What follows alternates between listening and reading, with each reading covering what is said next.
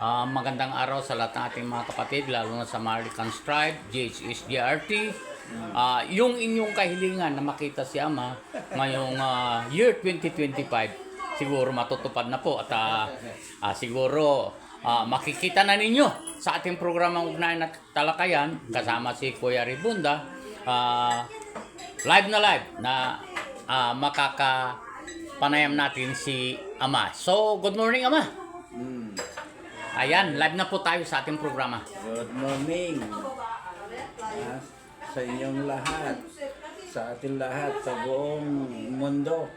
Hindi lang Pilipinas ito, sa ating lahat. Lalo na nakaabot na tayo sa taon 2025. Sa ngayon, itong programa natin para dito sa GHS GLT, Maharlika Tribes, na nanghawak ng tinatawag na Maharlika Fund para sa pangkalahatan. Ito na ang timetable na sinasabi sa agreement na nagawa mula noong 1960, natapos na yung Jubilee High Yield Program mula 1960 hanggang ngayon 2000 year 2000 natapos na yung 60 years agreement para sa pangkalahatan. So ngayon, mag-umpisa na tayo. So ito ang timetable. So 2016, naganap ng APEC Summit na pinagpeperman ng 274 nation. So itong inasahan na inaantay natin, pinaghandaan dahil dito sa ginagawa sa kabuuan ng covenant, agreement ng bawat isa dito sa tribo natin Maharlika. Kaya dito tayo dapat tumanggap ng biyaya, tumanggap ng bonus programa para sa pangkalahatan dahil nandito ang hinahawakan natin na fund. Dito galing ang sinasabi ng tribo para sa atin lahat, yung mga benepisyong na matanggap mula sa tao, kalagayan ng bawat isa sa atin, ang benepisyo, yung libre pabahay, yung libre sa ospital, ginaganap natin yan. Wala kayong bayaran ni piso, no kayo ay magkasakit ay pumasok kayo sa public hospital. Dahil ang public hospital ay isa rin na pinundar o itinayo para sa pangkalahatan. Number 1, ang tribo Maharlika na naka-handle ng pundo budget sa kabuuan na tinatawag Universal Health Care. Ang another benepisyo, sunod, yung tinatawag na housing. Fully furnished yan. Ipinangako ko na gagawin natin yan. Bawat pamilya magkaroon ng libre pabahay na worth of 5 million, 6,500,000.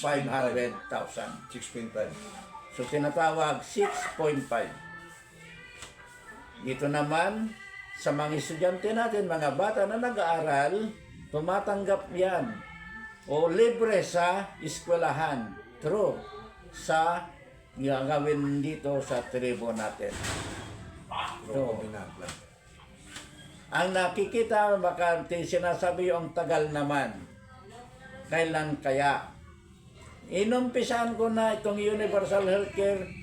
Tribo Maharlika ang nangiklagay ng pundo mula sa Land Bank na ang mangimanage yan yung tinatawag malasakit. Intindihan nyo? Yung malasakit ay galing ang pundo fund dito sa Maharlika Fund. Ang tandaan nyo. Maraming Maharlika, pero kaya lang foundation. Sobra na 10 na grupo.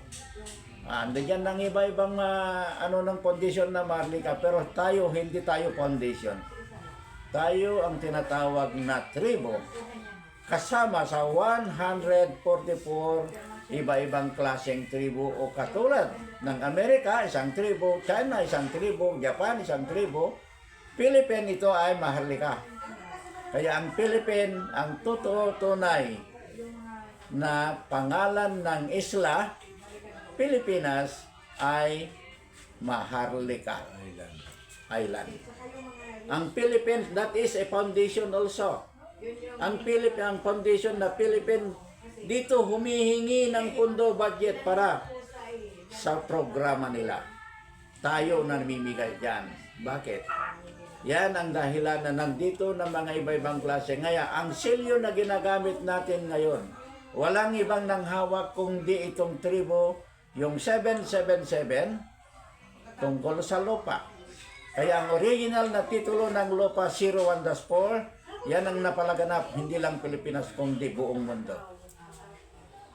Yan ang 777 na number. Oh, yan, ha? Yung- Paliwanag yan. yung 888, 777. Yung 888, yan ang kayamanan. Andyan ang platinum, nandyan ang diamond, nandyan ang gold. Yung 999, yan din ang may right. Magprinta tayo ng pera through sa backup na hinawakan natin, ginto, diamond o platinum. Yan ang masahan na panggalingan ng pundo budget gamitin dito sa programa sa pangkalahatan. Yan ang may abot ko sa inyo. Ayan, at babati si Ama sa inyong lahat, mga kaibigan.